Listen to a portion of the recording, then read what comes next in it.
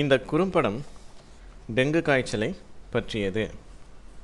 இந்த டெங்கு காய்ச்சல் சென்னை மாத்திரமல்ல, இந்தியா மற்றும் பல ஆசிய நாடுகளிலே வேகமாக பரவி வருகிறது. இது மழை காலத்தில் இந்த வியாதி அதிகமாக பரவுகிறது. இந்த காய்ச்சல் கொசுவின் மூலமாக பரவுகிறது என்று உங்கள் அனைவருக்கும் தெரியும். இந்த கொசுக்கள் மலேரியா, சிக்கன்குனியா, டெங்கு அது போன்ற வியாதிகளை பரப்புகிறது. இந்த மலேரியா இது உயிரை குடிக்கக்கூடிய ஒரு ஆபத்தான ஒரு வியாதி. சிக்கன்குனியா வந்தால் தாங்க முடியாத கால் வலி, மூட்டு வலியெல்லாம் ஏற்படுகிறது. இதனால் அதிகம் பேர் பாதிக்கப்பட்டு அநேக நாள் கஷ்டப்படுகிறார்கள். அதுபோல் இந்த டெங்கு காய்ச்சலும் மிக மிக ஆபத்தான ஒரு வியாதியாக இருக்கிறது. இதுவும் கொசு மூலமாக பரவுகிறது. இந்த வியாதிக்கு மருந்து கண்டுபிடிக்கப்படவில்லை. ஆனால் மருத்துவமனையில் தீவிர சிகிச்சை பல நாட்கள் அளிப்பதன் மூலமாக இந்த வியாதி வந்தவரை காப்பாற்றுவதற்கான வாய்ப்பு உண்டு. ஆனாலும் கூட சில பேர் இந்த வியாதியில் என்ன சிகிச்சை அளித்தாலும் கூட மரித்து போய்விடுகிறார்கள். எனவே இது அரசாங்கங்களுக்கும் மருத்துவர்களுக்கும் மருத்துவமனை அதிகாரிகளுக்கும் ஒரு பெரிய தலைவலியாகவும் பெரிய ஒரு மக்களுக்கு ஒரு பெரிய பாதிப்பாகவும் இருக்கிறது. இந்த வியாதியை எப்படி தவிர்ப்பது என்ற வழிமுறைகளை நாம் பார்க்கலாம். பொதுவாக நாம் கொசுக்களிலிருந்து நம்மை காப்பாற்ற அந்த மஸ்கிட்டோ ஸ்ப்ரேஸ், பூச்சி மருந்து ஸ்ப்ரே பயன்படுத்துகிறோம். இன்னும் கூட லிக்விடையும் பயன்படுத்துகிறோம். இந்த எலக்ட்ரிக் ப்ளக்கில் மாட்டக்கூடிய அந்த லிக்விட் வேப்பரைசர்ஸ், மேட்ஸ் இவற்றை பயன்படுத்துகிறோம். கொசு வலையை பயன்படுத்துகிறோம். அல்லது பேட்டை கூட பயன்படுத்தலாம். இவற்றையெல்லாம் பயன்படுத்துவதன் மூலமாக நாம் ஓரளவுக்கு வீட்டுக்குள்ளே வர்ற கொசுக்களிலிருந்து நம்மை காத்து கொள்கிறோம். ஆனாலும் கூட இந்த டெங்கு காய்ச்சல் அதற்கான கொசு, இந்த டெங்கு காய்ச்சலை பரப்பக்கூடிய கொசு பெரும்பாலும் பகலில்தான் கடிக்கிறது. இது இரவில் கடிப்பதில்லை. அதுவும் நாம் வெளியில் சென்றிருக்கும் பொழுது, நாம் பல இடங்களுக்கு செல்லும்போது அந்த இடத்துல இந்த கொசு கடிக்கிறது. இந்த படத்தை பார்க்கும்போது அந்த டெங்கு காய்ச்சல் வந்தவர்களுக்கு தீவிர சிகிச்சை அளிக்கப்படுவதை பார்க்கலாம். அது மாத்திரமல்லாமல் நாம் பல இடங்களில், வெளியிடங்களிலோ வீட்டிலேயோ தண்ணீர் தேங்க விடாமல் பார்த்து கொள்வதன் மூலமாக கொசுக்கள் பரவுவதை ஓரளவு நாம் தவிர்க்க முடியும். இந்த கொசுக்கள் டயர் டியூபுகளில், டயர்களில், பானைகளில் மற்றும் டேங்குகளில், தண்ணி தொட்டிகளில் தேங்கி இருக்கிற அந்த தண்ணீரில் இந்த கொசுக்கள் வளர்கின்றன. மிக சிறிதளவு தண்ணீர் இருந்தாலும் கூட போதும். இதில் அந்த கொசு முட்டையிட்டு விட்டால் கொஞ்ச நாளிலே அது இனவிருத்தி செய்து புதிய கொசுக்களாக உருவாகி விடுகிறது. இந்த கொசுக்களை வெளியிடங்களில் அழிப்பதற்கு, அவற்றை அழிப்பதற்காக அந்த தேங்கி இருக்கிற தண்ணீரில் கொசு மருந்து தெளிக்கப்படுவதை நாம் அறிந்திருக்கிறோம். அது மாத்திரம் இல்லாமல் புகை போடுவதன் மூலமாக, இந்த பூச்சி மருந்தை கலந்து புகையை ஏற்படுத்துவதன் மூலமாகவும் கொசுக்களை ஓரளவு அழித்து வருகிறார்கள்.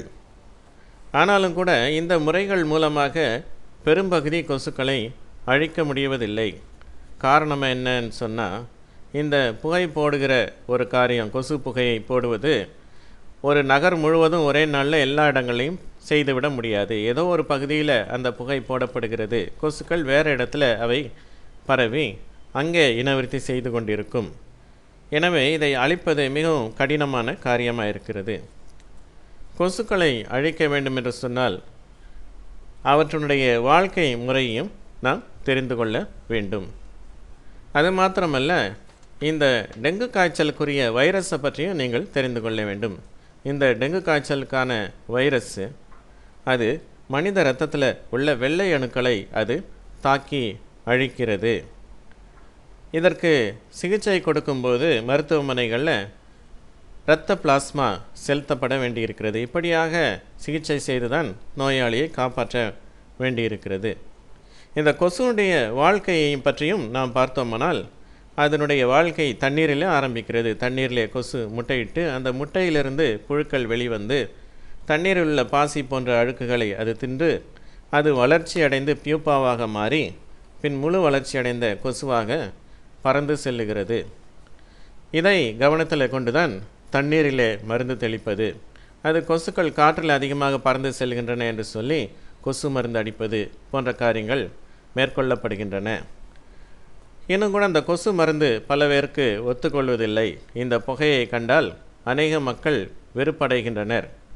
இன்னும் கூட சாலைகளில் போக்குவரத்துக்கு இது இடையூறாக இருக்கிறது. நம்ம வீட்டுக்குள்ளெல்லாம் இந்த புகை போகும்போது நமக்கு கஷ்டமாக இருக்குது, நம்ம வெளியில் வந்து விட வேண்டி இருக்கிறது. அது மாத்திரமல்ல, நாம் கொசுக்களை அழிப்பதற்கு இவற்றுடைய இருப்பிடங்கள் மாத்திரமல்ல, இதனுடைய உணவை பற்றியும் நாம் தெரிந்து கொண்டால் நமக்கு அது ஒரு பலனுள்ளதாக இருக்கும். கொசுவுக்கு என்ன உணவு அப்படின்னு சொன்னால், முதலாவது எல்லாம் என்ன நினைப்பார்கள், மனிதனுடைய ரத்தம் தான் அதனுடைய உணவு என்று சொல்லி நினைப்பார்கள். ஆனால் கொசுவுக்கு அதிகமாக உணவாக இருக்கக்கூடியது தாவரத்தினுடைய சாறு. ஆண் கொசுக்கள் இவை தாவரத்தினுடைய சாற்றினை மாத்திரம் உறிஞ்சி வாழ்கின்றன. எப்படி நம்மளை கொசு கடிக்குதோ அதுபோல் தாவரத்தினுடைய மென்மையான பாகங்களில் அவை தன்னுடைய அந்த ஊசி போன்ற பகுதியை செலுத்தி அதில் உள்ள அந்த சாற்றை உறிஞ்சி வாழ்கின்றன. பெண் கொசுவும் கூட அது முட்டையிலிருந்து வெளிவந்து பல நாட்களுக்கு இந்த தாவரத்தினுடைய சாறை தான் அது உணவாக உட்கொள்கிறது.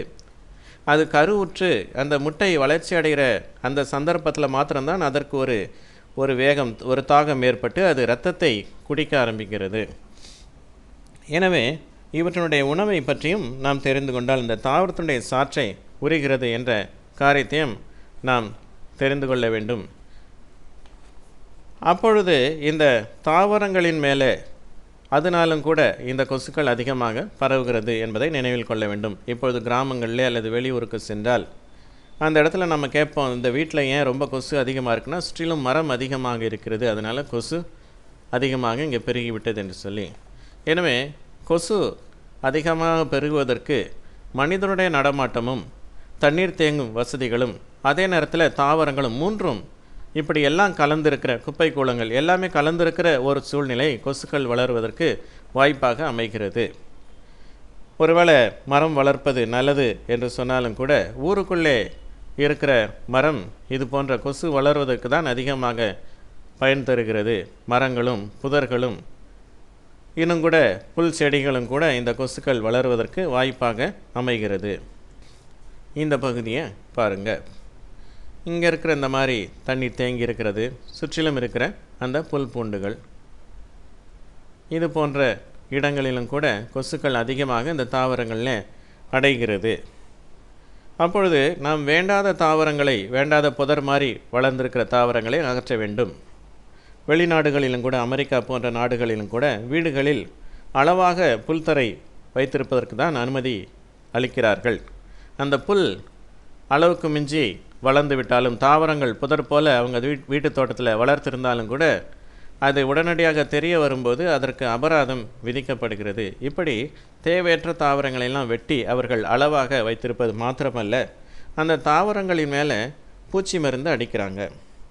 அதுபோல் நாமும் கூட நாம் வசிக்கிற பகுதிகளில், நகர்ப்புறங்களில், கொஞ்சம் வெளிப்புறங்களில் அதிகப்படியாக இருக்கிற இந்த புதர் போன்ற செடிகளை நாம் அப்புறப்படுத்த வேண்டும். புற்களையெல்லாம் செடிகளெல்லாம் அளவாக வெட்டி வைத்திருப்பது மாத்திரமல்ல, அவற்றின் மேலே நாம் மிகுந்த கவனத்தோடு பூச்சி மருந்து தெளிக்கலாம். இப்படி காற்றில் புகை போடுவதை விட, தண்ணீர் மேலே பூச்சி மருந்தை தெளிப்பதை விட இந்த தாவரங்களின் மேலே பூச்சி மருந்து அதுவும் ஜாக்கிரதையாக அதனுடைய முறைப்படி நாம் அடிக்கும்போது அந்த பூச்சி மருந்து தாவரத்தினால, செடி கொடிகள்னால உறிஞ்சப்படுகிறது. கொசுக்கள் அவற்றுடைய சாற்றை உறிஞ்சும் பொழுது அவை பலவீனம் அடைந்து விடுகின்றன அல்லது இறந்து விடுகின்றன. எனவே இந்த முறையை பயன்படுத்துவதன் மூலமாக அது பல தடவை அங்கங்கே திரிஞ்சு இந்த தாவரத்தினுடைய சாறை எடுக்கும்போது ஏதாவது ஒரு இடத்துல அந்த பூச்சி மருந்து இருந்தாலும் அந்த கொசு இறந்துவிடும். இந்த முறையின் மூலமாக 90-95% கொசுக்களை நாம் அழித்துவிட முடியும். டெங்கு காய்ச்சல் பரவுவதை நாம் 99 அல்லது 100% நாம் ஒழித்து விட முடியும். இந்த பூச்சி மருந்தை செடிகளின் மேலே, புதர்களின் மேலே அல்லது மரங்களின் மேலே அடிக்கும்போது சில எச்சரிக்கை நடவடிக்கைகளையும் நாம் கைக்கொள்ள வேண்டும். உணவாக பயன்படும் தாவரங்கள், கீரைகள் இவற்றின் மேலே அடிக்கக்கூடாது. மற்றும் உங்களுக்கு பெரிய அளவில் தோட்டம் இருக்குதுன்னு சொன்னால் நீங்களே பூச்சி மருந்து அடிக்கக்கூடாது. அதற்காக ஃபார்ம் மெயின்டெனன்ஸுக்கு சில நிறுவனங்கள் இருக்கின்றன. அவற்றின் மூலமாக அவர்கள் ஆட்களை வரவழைத்து நீங்கள் பூச்சி மருந்து அடிக்கலாம். அல்லது பொதுவாக இருக்கிற இடங்களில் நன்கு பயிற்சி தரப்பட்ட முனிசிபாலிட்டி ஒர்க்கர்ஸ் அல்லது மற்றும் அரசாங்க அந்த பணியாளர்கள் இந்த பணியை மிக ஜாக்கிரதையோடு அவர்கள் செய்யலாம். இப்படி செய்யும் பொழுது இந்த கொசுக்கள், அந்த தாவரங்களிலே, செடிகளில் வந்து அடைகிற கொசுக்கள், அவற்றில் சாறை உறிஞ்சி வாழ்கிற கொசுக்கள் முழுமையாக அழிக்கப்படும். இந்த முறையை நிச்சயமாக பயன்படுத்தி அதில் பலன் பெறுவோம் என்பதில் எந்த விதமான சந்தேகமும் இல்லை. நன்றி. இப்படிக்கு எட்வின் ராஜமாணிக்கம், ரத்னா கல்வி நிலையம்.